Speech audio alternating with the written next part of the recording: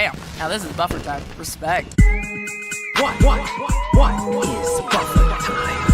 Is what buffer time? No matter how many times I hear that intro, it never gets old. I hope it doesn't for you either, buffer timers. It's Monday again. I guess we're here to talk about, a thing. This thing is Lower Decks of Gods and Angles. Before we get into it, let's go around and introduce ourselves. I'm Dustin from Best of Trek, Worst of Trek. My name is Vanessa, and I host a YouTube channel called I Love Bad Star Trek. I'm Ren from Ren Rants. I'm Josh from Windgrace Project, and I'm a rhombus. I'm Scott from Opinions No One Cares About, except on the alt one, I'm 3.7% wider. Ooh. Not red? Not quite right.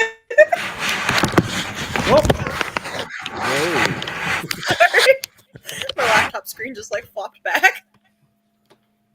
So I guess that informs where we should start this stream. Speaking of the red pad from the mirror universe, or the alternate universe, why would a sphere or cube use a pad, and how would they use a pad? Very How would carefully. they do anything? They just use it for it's just potential energy. They seem to have like telekinesis type of abilities. That's like, if we're taking this question seriously, that would be my guess. But sillily, I would just say they roll on it or square on it. That's just how they roll or scroll. I do love thinking about like the logistics. Like, how do they have manufacturing? Like, what? Mm-hmm. Telekinesis. How did they make the baby? Like, I don't know if we need to see Escalate. that. Apparently. I mean, somebody needs that. There's a kink for that somewhere. Spheres and cubes. literally squaring the circle. Nice. Hopefully not as messy as the one from this episode. I feel like you need a Yeah, cone in there that at room was least. trashed. Mm-hmm. And that's how they like it. They were like a rock and roll band in a hotel room. It was bad. Yeah. That was it's like, you, even though they don't really have like money, you probably charge them for the damages, because that's a lot. I do. Oh my god, my thought just disappeared. I'm so sorry. Did it just roll out? I did. Just can't square it.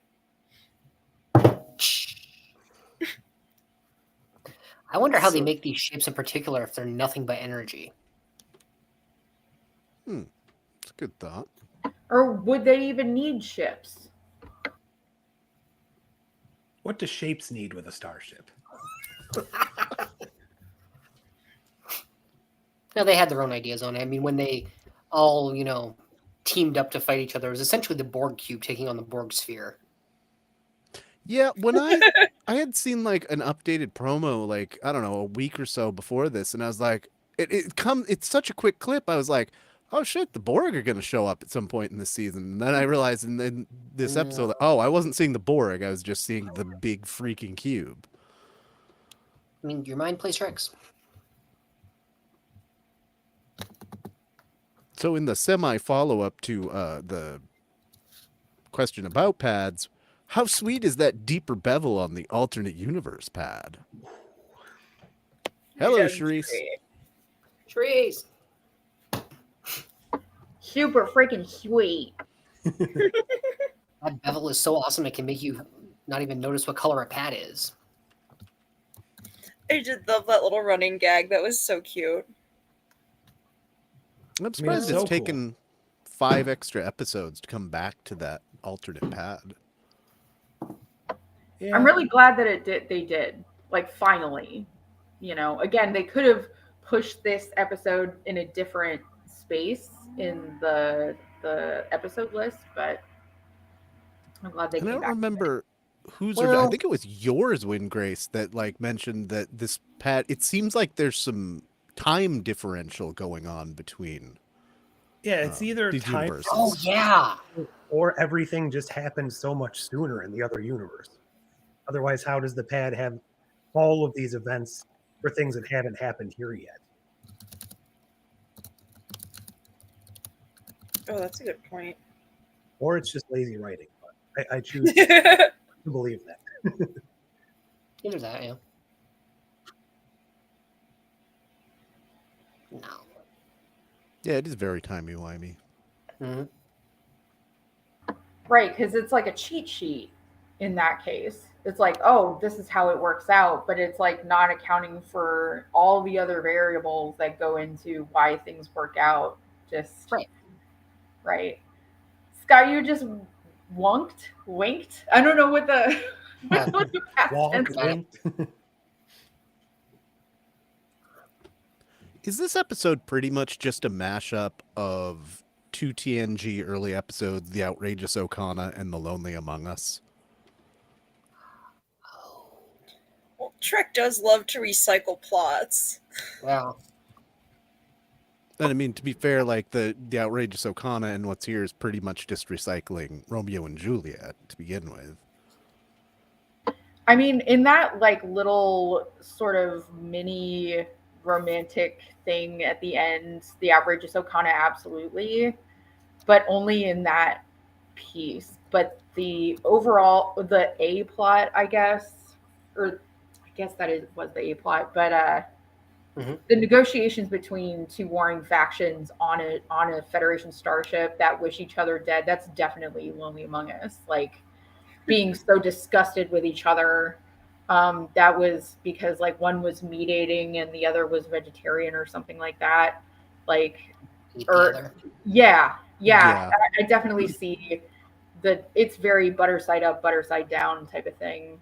Because it's like, why would you put people that want to kill each other on the same ship? That's stupid in the first place. Sheer effing hubris. So it's like, Yes. yeah, it's the same problem.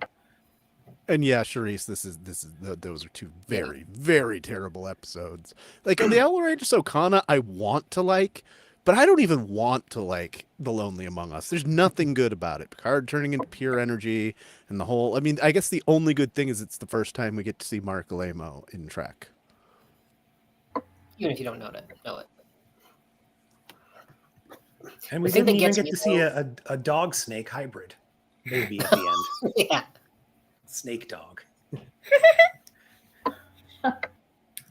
I do Be a snake like. with I hair. remembered my thought now. I do like that the episode is very on brand for Star Trek in terms of being horny, but in just the weirdest possible way.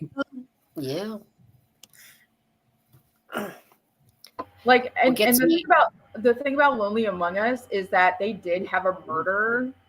It was an actual murder. Like, they killed and ate one of the snake people or dog people. Allegedly. Yeah. No, there was like blood somewhere. I think Troy tells Picard, and he's like, I don't want to hear about it. And he's just kind of whatever. It's bird magic. Whereas in this, they actually give a shit about what's happening and actually look to investigate it. In that episode, in the TNG episode, they're just like, Picard takes it as a signal that he needs to take a break. I just thought that was the most preposterous thing. It's time for tea.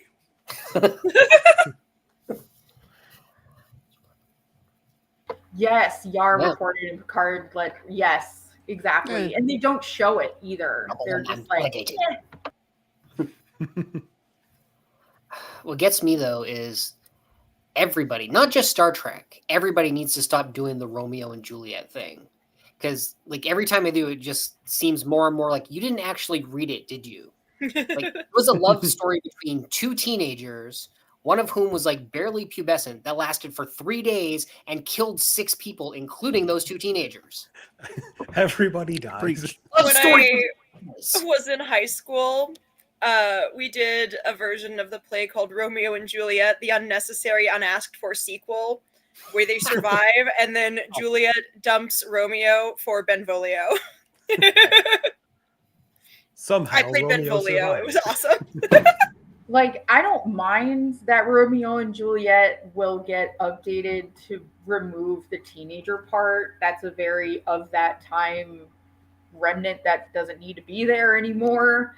But yeah, the Romeo and Juliet story is a tragedy, and it doesn't really, there's elements to it that make it play well, but really what makes Shakespeare great is the writing in the lines word for word, not the actual plot. So I mean, peak Shakespeare and Trek was Chris Plummer and the like in the original Klingon bits in Star Trek 6, and it's all been downhill since. As constant as the Northern Star. Love So that. turning over to the other plot, well, the one of the other plots, does the Boimler to Anna plot actually do anything? I mean, It's funny. yeah. Although, like, I feel like Tana would be court-martialed for that attack. Like, what the fuck? That's a great shot. She straight up, like, mauled him. Yeah, she just went off on a junior officer. That's a problem. I also think it speaks to what Boimler's flaw is throughout the series, and I think he would have like picked up on it himself, like, hey, maybe I'm the problem. But like forcing yourself into situations where you don't belong and just forcing yourself into friendships that don't work, like, why bother? Just like be yourself, you know. But of course at the end they sort of flip that, like, no, don't be yourself. I thought that was like a bit of self-awareness, because they know that the being that yourself, the not being yourself is kind of arbitrary at this point. Like, it's almost over. So they did flip that. Ah. I do agree with Norman. But, like, as much as I do think she should have been, like, reprimanded somehow for that attack, like, it was probably the funniest thing all season. Like, every single time I watched it, I laughed out loud because it's so insane. Yeah, I enjoy it for that madcap reason personally. But yeah, I agree. You know, if there were any sort of judicial procedure or brig or anything, like, she would have been in there many times already. If we had 15 episodes, we'd get Cat Marshall next time or something. I can't Does believe I anyone missed know that it- opportunity for that pun. Does anyone know if the DVDs or Blu-rays are uncensored? Because I really want to know, like, the whole thing Yeah. without the, Oh my the God. It's censors. almost funnier if they're not, honestly. Just Sometimes at least it for is. this. Like, If anytime they I see were. South Park uncensored, it seems weird when it's not. But yeah, I know what you mean. But wouldn't we have been seeing the uncensored Boimler butthole going around the internet if that Oh, existed gosh. without the bar? The boy I mean, mole. I want to see that, but I'm not everybody in the audience.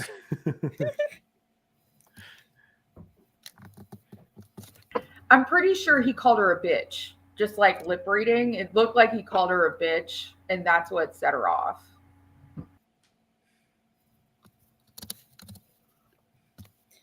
Whatever he said.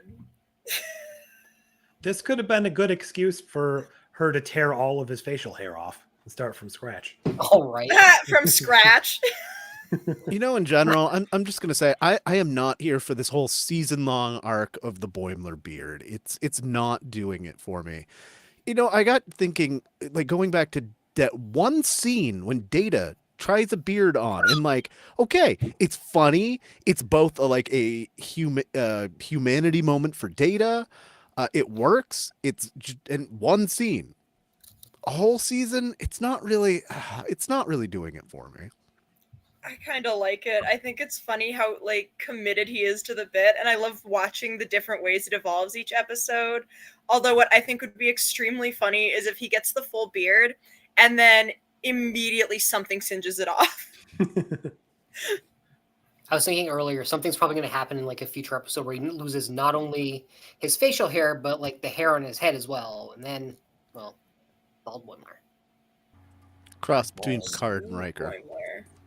I'm okay with it, but at the same time, it's like there's progress these characters could be making that they're not. So the hair thing is much more frustrating in that Same thing, context. yep. It's like he's been dealing with his identity in relation to Starfleet and the Federation for this entire series.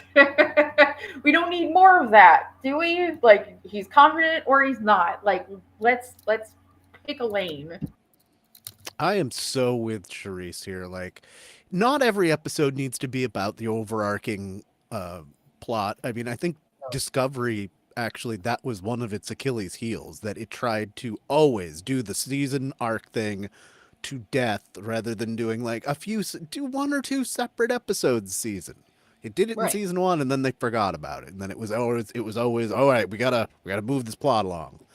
But here we like really haven't moved. We've moved inches since the first episode. So now we're going to be loading the back half. It does The last also 3 feel like episodes. it's even like actively a step back for Boimler because he was starting to get more confident at the end of season 4. Whereas like I do feel like Mariner is at least progressing a little bit more in terms of like processing things. But yeah, I feel like Boimler's kind of stagnating. It's like they don't quite know what to do with him if he's not insecure, so they don't know how to write anything other than that arc for him. Like that I went back to the episode that is actually referenced in here, which is the one where he pretends that he's from Hawaii, which is Yeah. also the one where T'Lyn oh my god, also the one where T'Lyn gets sent to the Cerritos. Mhm. And it's just such a non-plot. It's like he says, I'm from Hawaii. And at the end, he's like, oh man, I'm really not from Hawaii. It's such a non-thing. And it's such a weird thing to reference because there's so many times when he's lied or put on airs about something in order to get inroads. And it's not worth like picking out that one. By God, you mentioned T'Lyn. T'Lyn who? Oh, yeah. She had 2 lines. Yeah, If they don't yeah, we give got me it my for like T'Lyn 10 episode, seconds. if they don't give me my T'Lyn episode, I swear. I don't think it's very likely at this point, but we can hope. Well, gonna have to commit some arson then. I'm not happy. Yeah. So, what's with the Ronald B. Moore reference? This is the one thing that, like, just, it's kind of sinks and stops the episode for me. I mean, to reference somebody that was in the background of TNG and Voyager and DS9 and that era doing special effects, to be referenced in universe is just beyond weird for me, even in a comedy show like this. So this is the thing. In the Outrageous Okana, Yep. they named the comedian Ronald B. Moore after the That's real life scary. Ronald B. Moore. So Joe Piscopo was playing Okay. Ronald B. Moore. It was only shown on like the display of the holodeck. They never said it okay. in the I episode. didn't know that. So I think it was Thank another you. reference to All right. the Outrageous Okana. But yeah, was it was won- very deep. I was wondering why in your video, why you were like showing the comedy scenes, and I'm like, but like the episode kind of references the other plot and not that. Okay, all right, that makes way more sense now. But yeah, they never It's said still it in dumb, but the episode. They just Oh, called him the comic. I hated that episode so much I blacked that out. Like it just like but that makes so much more sense now because Ron Moore is just a writer. Why they would specifically call him like a jokester was weird. So yeah, thank you for that context. I thought I was wrong because Trek Culture didn't even mention it, but I saw it on Twitter. Because yeah, some of us still hang around Twitter for reasons I don't even know. I'm not sure what that is.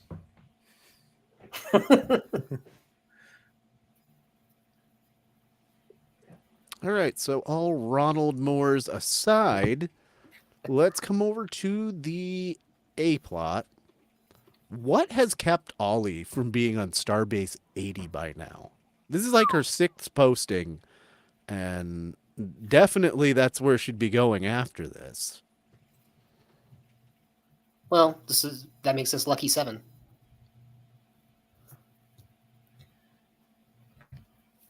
I have to Perhaps think she innovates almost as much as she destroys, maybe? Somewhat? Kind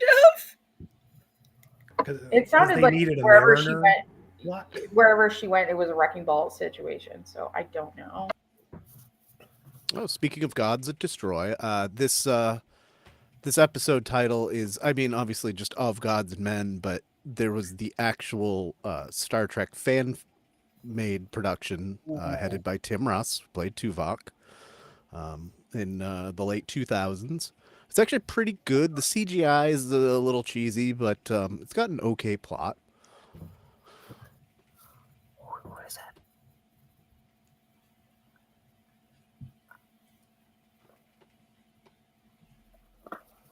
Just wanted to throw that out there.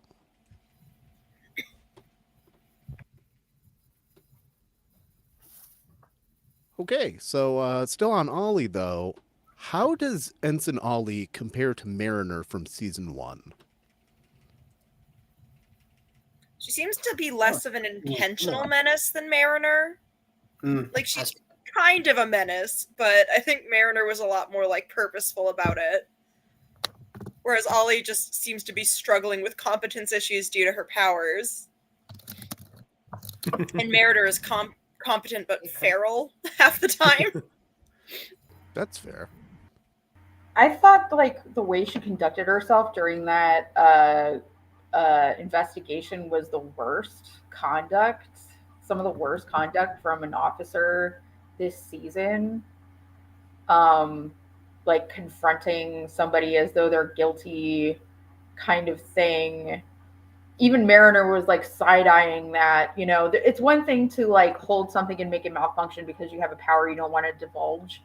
Which it's weird that they wouldn't know that. Like you would think they would have that bio information on file about this person, but to be like actively sabotaging an investigation where there could be a murder or two is wild. And like the brig makes sense, you know? And the fact that she tried to defend herself like, oh yeah, you know, I saved the ship, but it's like you saved it because you kind of created the problem to begin with.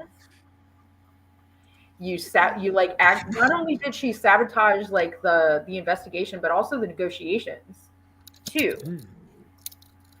So it's like, how did she make it this far and not just full on get kicked out?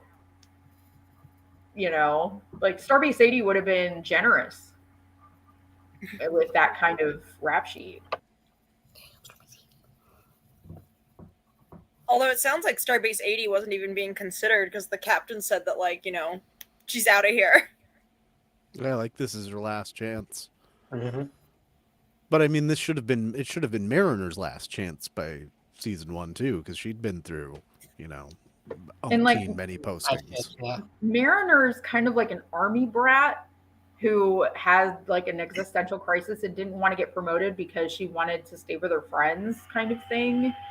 But I don't think she would actively sabotage an investigation. I think that's different. You know, she's stolen ships, she's done some shitty things, but like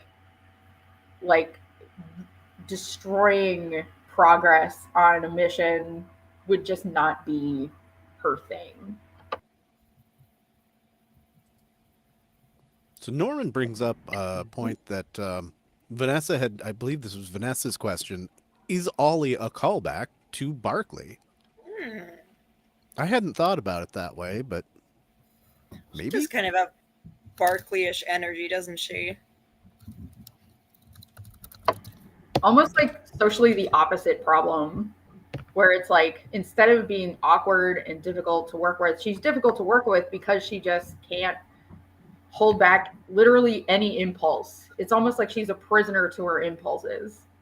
Plus she's an engineer. So it's like she even had that I think Barclay even had that same sled problem, but she like overloaded it. She like got overconfident about her like solution to that issue. and it just like malfunctioned, whereas Barkley was like very like neurotic about it and couldn't fix it. So Yeah, it's like, this like mhm. this like beautiful Katamari thing here is like Yeah. the only real callbacks that we hadn't already seen in previous episodes of Lower Decks. Because you got like Worf's chat weird ball chair and the random pillows. There's some other stuff in It's like there. a that Dabo I'm not wheel in there seeing. somewhere. Yeah, Yeah, I don't see it here, but But I said when first saw this, like when it was on Discord, I swear they were literally trying to reference that meme where like you got that car salesman like slaps her with the car. This bad boy can fit so many things in here. yeah, that's what I thought too.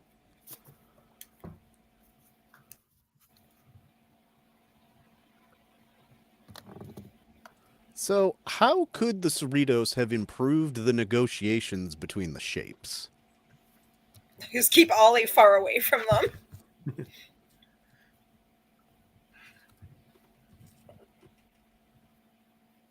Call Picard for some pro tips. Mm. Done it on a holodeck where there's no edges or just curves, whatever. Just in a void. Yeah.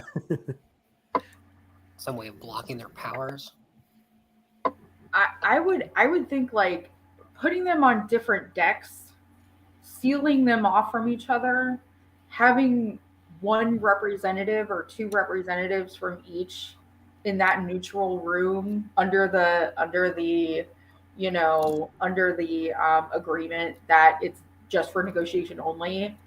And if it can't be worked out on the Cerritos, if there's like an existential danger there, because they had to have like thought about the possibility that it could break out in a battle because they are so bloodthirsty for each other.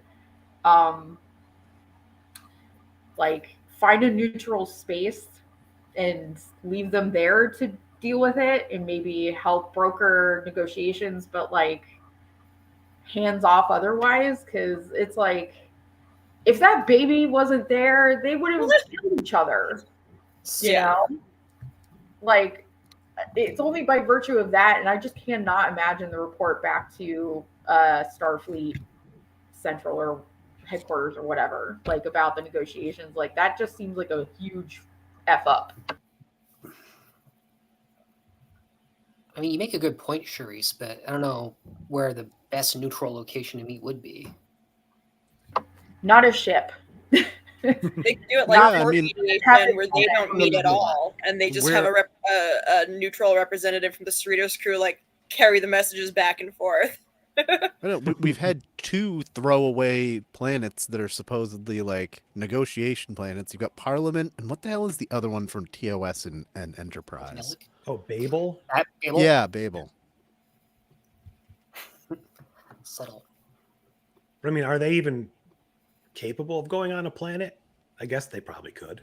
Yeah, they have like, hailing. Why can't they, subspace channel each other? Why does it? I mean, the thing is though, like meeting in person, I think is the first step. They must have had, I would have assumed that they would have had like, Zoom calls already to get to the point where they're meeting in person. So this would be the next step. But yeah, it's like if they're this. We do not like Zoom. There are too many circles in this platform. Ooh, yeah.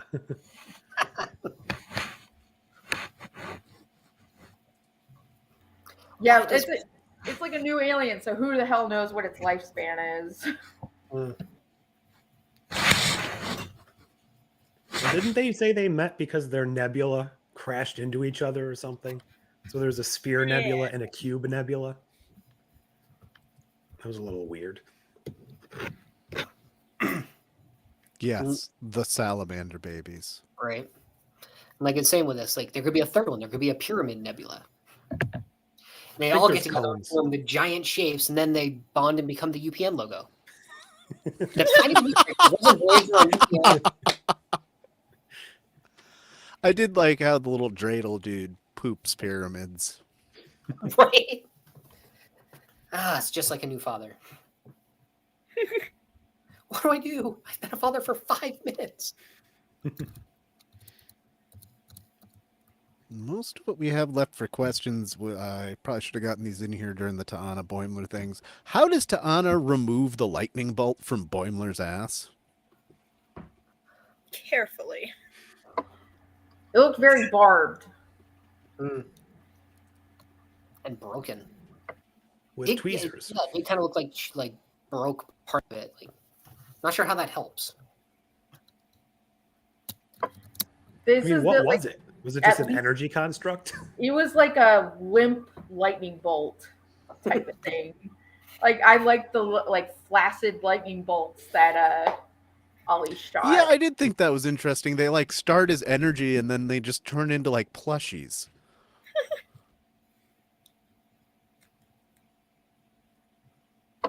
If Starfleet doesn't work out, she could just use them to manufacture like squeaky toys. I think Ta'ana has seen Boimler's butthole at least twice during this series now. The So, boy hole. Oh, sure.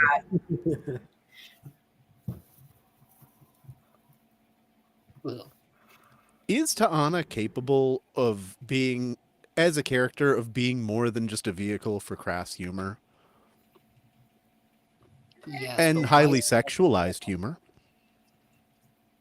Theoretically, I suppose. You Yeah. sure don't see it much, if at all, which is kind of unfortunate because it's, you know, a rare chance to like explore a new species that we don't really get to see much of. But I think what they You muted yourself, Vanessa. tried to do is like get like all the doctors are typically, except for maybe Phlox, kind of like a rough around the edges character. And they're like, but what if we just make the character all edges? And that's only so interesting, you know? That's pretty flat.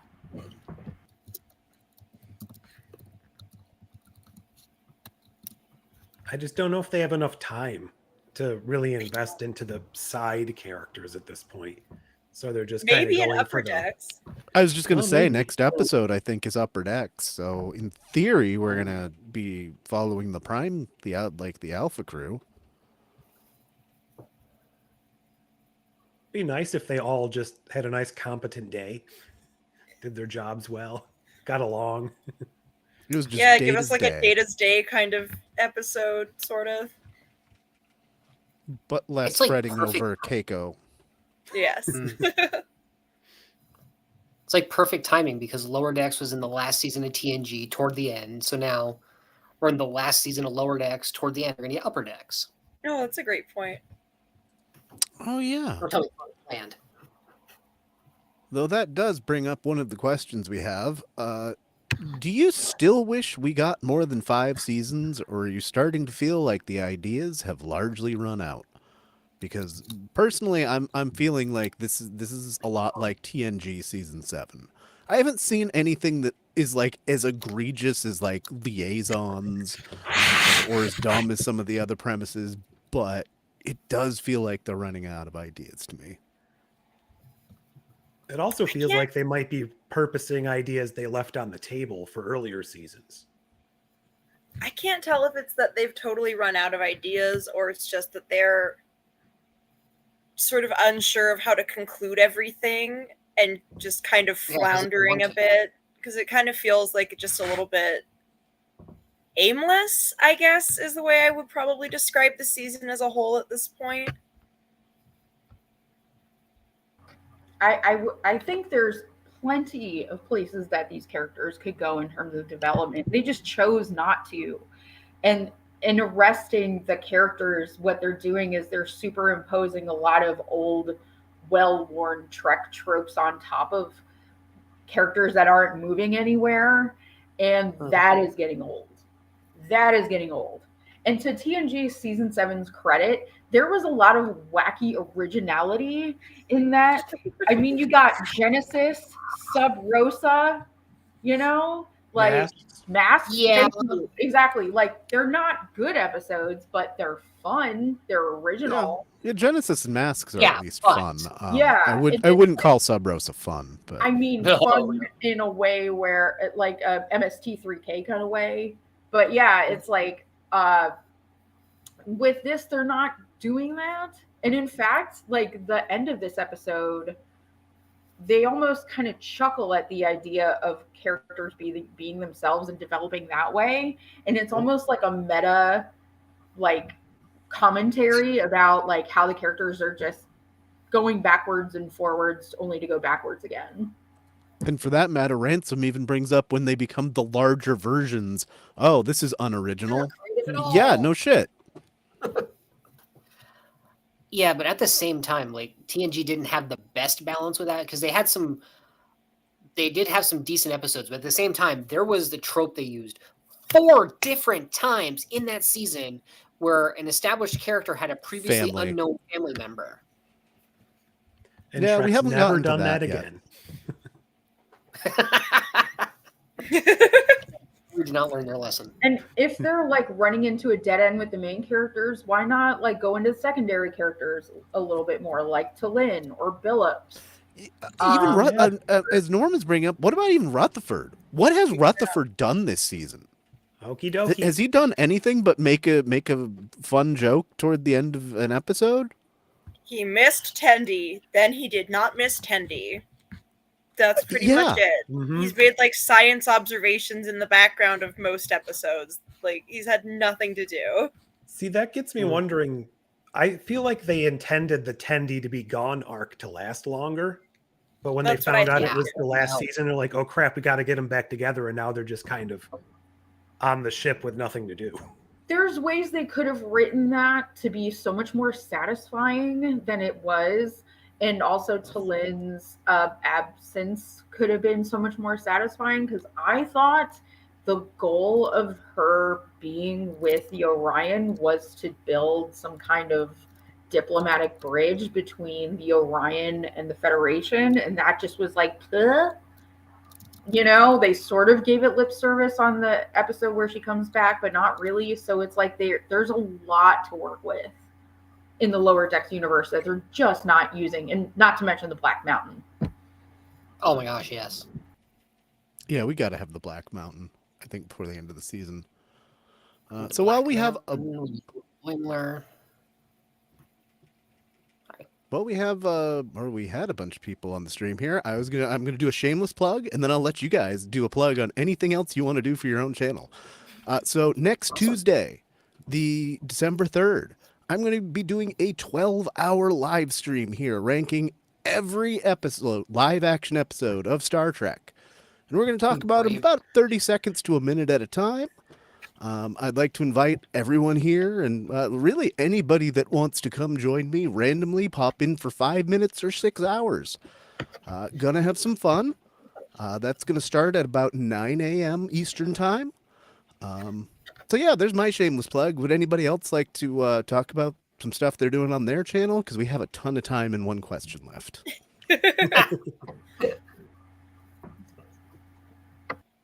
Still working on the video for Imposters. I'm still working on that script, but it is a mess. So I am delighted to be talking about it, and we'll try to get that up at some point. I'm eventually trying to finish my Trek Was Always Political series. The script for TNG is mostly written. I have not had my shit together. I've also been like distracted by other things. Like I have a video coming out soon on fixing the Umbrella Academy because I hated the final season. It was really bad. And I'm working on a review of The Substance, which I wanted to love but only liked.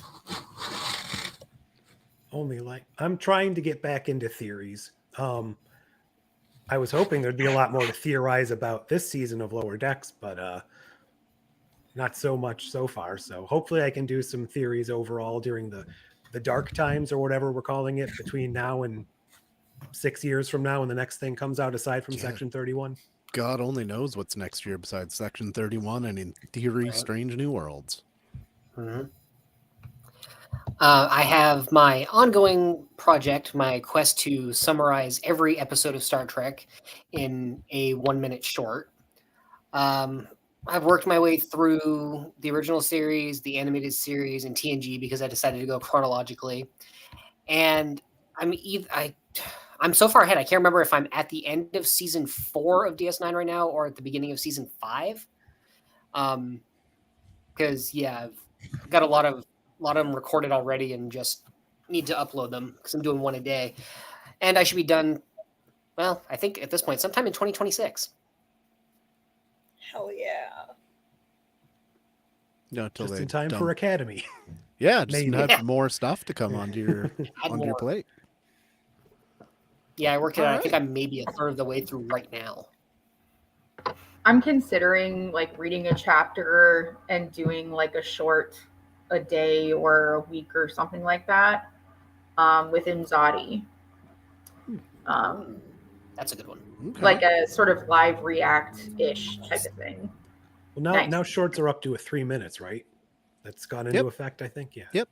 Yep, about a month ago. Thank freaking God.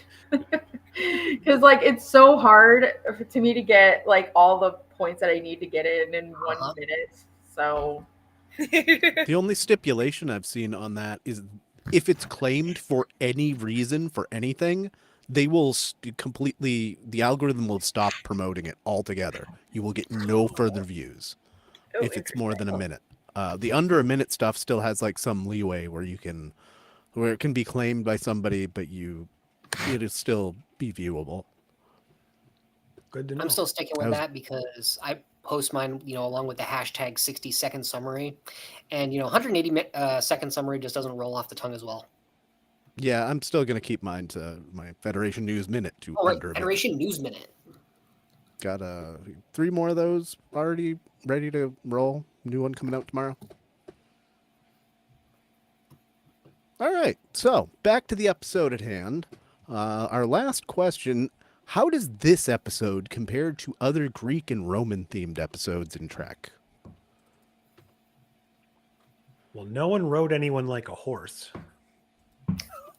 I think this is one of the most mediocre Trek episodes in general, one of the worst Lower Decks episodes, and somehow it is still by far the best thing with Greek and Roman stuff.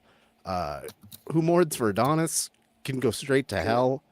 I Bread and do like the Circuses, green hand. garbage. Plato's Stepchildren, garbage. What's Yeah, the Gene one? Roddenberry's hand Wait, is what's that that's Who Mourns for Adonis. What's the one where they go to the planet that is Rome, but they have TV? Is that Bread and Bread and Circuses? Bread and Circuses. Oh, okay. Yeah, there's no gods, but it's just more of that kind of. Well, I don't know. it has Jesus in it. There's the Sun God. Yeah, that was Son of the God. whole. Oh twist, yeah, that's the right. You Twilight find Zone at the twist. end. Oh, it's talking about the sun. No, they don't worship the sun. S-U-N, the Son of God. Ha ha ha. And then they all laugh. yeah, and like Plato's stepchildren was mostly like people with telekinesis and mind control ability versus like actual gods telekinesis. being mentioned. Like it was a whole eugenics cult. But as far as like how it compares to other Greek themed or ancient Greek themed episodes, I think I agree. This is better, but only by default. Yeah. It ain't no Xena's Xena's musical episode, that's for sure. So. Yeah, it doesn't have anything actively off-putting like all the rest of those. It doesn't have the clear and present misogyny and garbage of Who Mourns for Adonis. It doesn't have the stupidity of Plato's Stepchildren, and it doesn't have Roman Nazis like Bread and Circuses. It's just fun. And the thing is, like, it's very credible that Zeus would have just like a random kid because that's sort of Zeus's MO, just making random kids with random people, showing up as an animal, and boom, you're pregnant.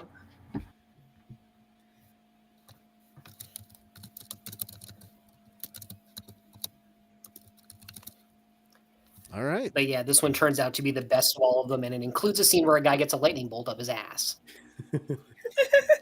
Brilliant. Right in the boim hole.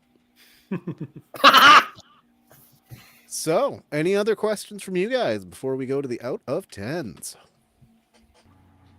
So how did they gestate? I think somebody left a comment on about this earlier. Like, how long was that gestation, birth, child rearing period? Moments. Oh, did she have the laurel on when she came out? That had to be like Ooh. uncomfortable. Was it longer or shorter than Talin's appearance in this episode? Ooh, probably about the same. Mm-hmm. Different by microseconds.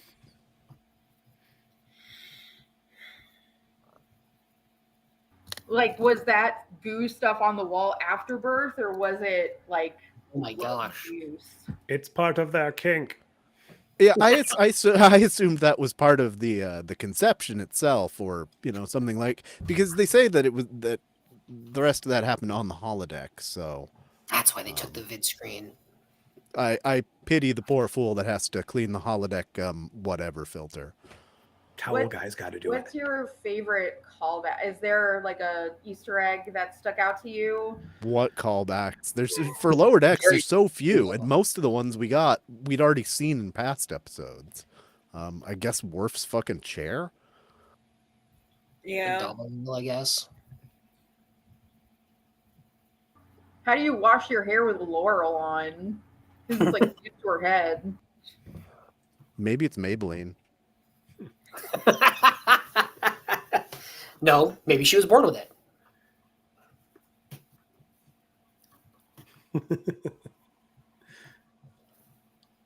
Oil of Olay. Oh, the Thank hits you. just keep coming. Now we should have been in the writer's room.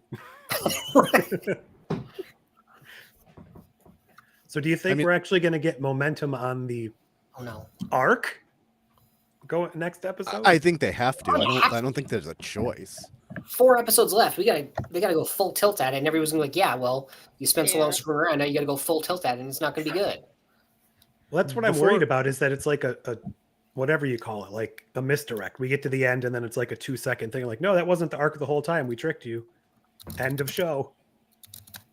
I think before we get too far into this, I'm going to make a prediction for the last episode. I think some time is going to pass. Either we're going to see it in the episode before that, or they're just going to advance the plot 10 years, and it's going to be Boimler recording a captain's log as an actual captain. I think they have to go back to the beginning of that first episode, yeah. Interesting. Okay. Do we remember what the title is for the final episode? The next generation. The next. That actually makes a lot of sense. Yeah, it'll probably end with like 4 random lower deckers in some bunks. And one of them's a salamander from the Delta Quadrant. And one of them's probably going to be Ollie. I always wondered why they kept preventing the lower deckers from being promoted for so long, and I think I realized that they just didn't know what to do with the characters without that conflict, because they're still acting as though they're sort of desperately searching for validation. And it's y'all are promoted, can you relax into your job just a little bit? But no, they have to be insecure about their positions to the point where it's hard to see what they could accomplish in 4 more episodes. Why can't you just be normal about this? I did appreciate Mariner going back to her bunk in this episode. I thought that was fun. And I appreciate the fact that she's the one who's actually making progress. Yeah. And it's at the expense of everybody else. Mm-hmm. That's more of a writer thing than seemingly Mariner actively stopping everybody else's progress. But she's the only one who's you know what? Maybe I can do this. Maybe I can see myself in this person and help them out. Maybe I can see myself as somebody that isn't just another resident of Starbase 80. Yes. The other thing The other thing I liked about this episode is that Ollie is drawn physically bigger than the standard female frame we get for this show, as you can see here. Yeah. I feel represented. So, like, I feel Yes. like it's a normal and not like what's normal, right? But like it Mhm. just looks like a person that could be alive. Yeah, yeah. I'm glad to Yeah, see that this. was Like, nice to see. Although the only thing that like irks me about it is I'm like, it's season 5. Why haven't we been seeing more body diversity like throughout the show? This should have been hhappening the whole time. But I'm glad they finally like yeah, did it. There's more body diversity among the men. We on had the a little crew. the Yeah, Starbase that's 80 too. Rutherford and the K-Shon and Yeah, I was just gonna Yeah. say, Commander Knox. She's very curvy. Yeah, that's true. they probably thought they were like balancing it out with having more alien races.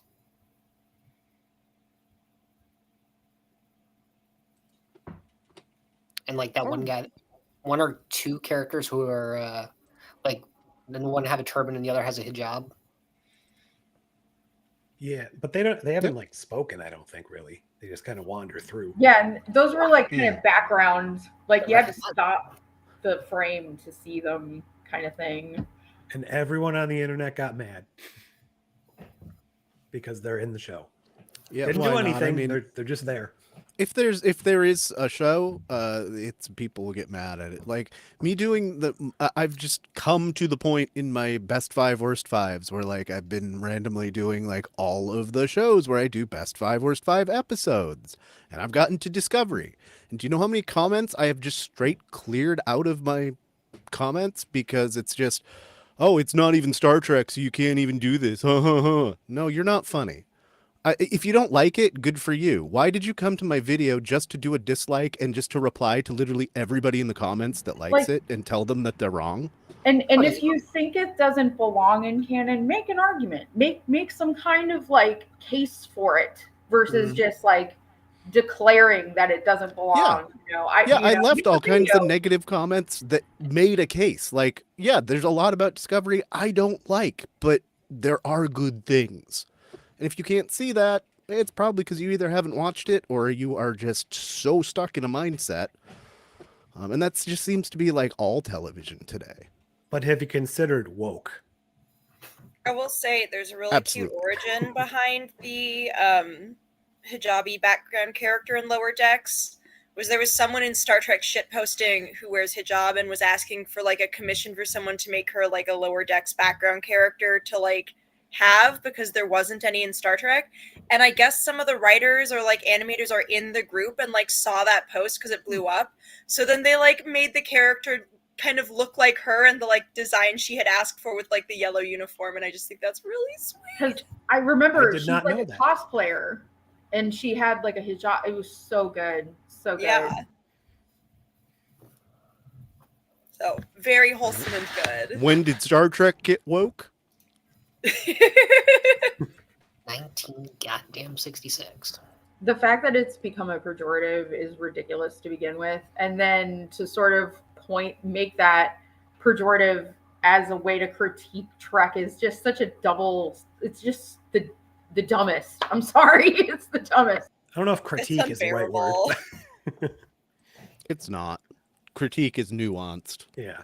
Just blindly hating on something is just blindly hating on something. My favorite thing is when they like yell about it as being like an accuracy problem in anything, especially like anything like they seem to think that all, for example, they've been doing this really badly in like any shows that are set like in historical Europe that aren't all white, because they seem to not understand that people have been traveling for thousands of years and that there have been trade routes and like cultural and like informational exchange for that long. And it's like, oh my god, diversity is just real life. Oh. And everything and anything set in anything before the 1800s, everybody's voice is British. Everybody. There is no diversity. Regardless set of in where they Greece, are, everybody's British. Yeah. Okay, let's do some out of tens here. I gotta give this the lowest rank I've given this season. I didn't do my normal review this past week because I was sick. But if I had, I would have either just given it 0 likes and 0 dislikes, or 1 like and 1 dislike, and the 1 likes for the dreidel that poops pyramids. That was pretty funny. I'm gonna give it a 4.5. Like, it's not It's not actively offensive. There's just not a lot going on that's interesting to me. Go ahead, Vanessa. I actually, like, I mentioned in chat that I thought this was the best episode. I actually take that back. I think it's actually the one with the Klingon A plot that I like the most, but only by a skosh. But I was solidly entertained throughout this. I feel like it wasn't trying to do anything, even though like it's frustrating to like not get any development in terms of character this late in the last season. It's a little irritating, but like I was entertained. I thought it was silly. I thought it was stupid in just the way that I expect a Lower Decks episode to be. I give it a 7. Not reinventing the wheel, but solid. So this episode was the first one this season that for me didn't pass the ADHD test, which meant that I was like, I had to watch it more than once to absorb it. Otherwise I was like looking at my phone or like getting distracted. It was okay. It was fine. I liked Mariner and Mentor mode. I thought that was kind of cool to see, especially because we had kind of seen it set up a little bit when they were talking about assigning her to ensigns, but we didn't really see that payoff before. So seeing her mentoring Ollie was nice. Ollie was incredibly annoying though. And I didn't find like the cubes and spheres particularly interesting. Like they're there, they're fine. In terms of like feuding alien species, like I think they didn't really, I guess, maximize any of the jokes with them all that much. I guess like I feel like it wasn't funny enough to justify doing spheres and cubes instead of some other like actual alien species with like a cool design for an animated show. So like it was okay. The Boimler to Anna plot was funny, but like Anna should have gotten in trouble. Like, what is this? And like, yeah, it just feels like Boimler's not progressing. So I would probably give it like a 5.5. I just really didn't respond to this one. Yeah. So first, I just want to mention earlier someone asked what my favorite Easter egg or callback was. It's not really an Easter egg to Star Trek, but I like Boimler's action figures. Seeing those again was kind of cool. But aside from that, the episode, I think, is probably just average, I guess. Nothing really hit me as being terrible. There was no cloacan subplot or anything like that. But the best way I could describe it originally is it just washed over me. Like it felt very aggressively middle of the road, and almost like if you took out the 2 seconds of T'Lyn and the fact that Mariner had grown over the series and needed to mentor someone who was like her, it very much felt like it could have been the 3rd or 4th episode of Lower Decks while they were still getting their feet under themselves and hadn't really decided what they were as a unique show yet. So probably it's middle of the road. I'm giving it a straight 5.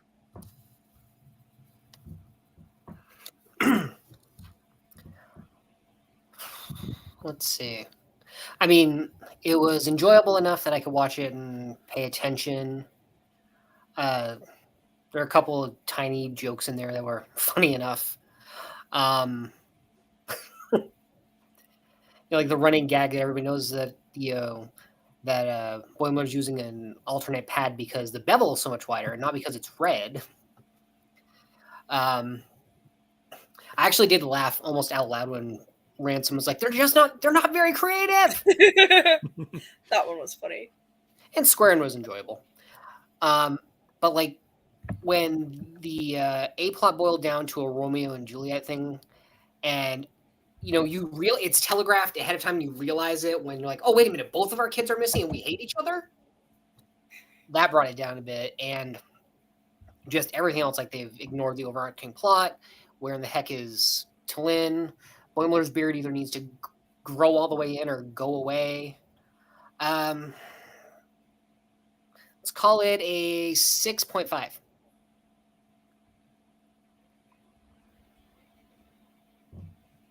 that average out to a 7? No, that's not right.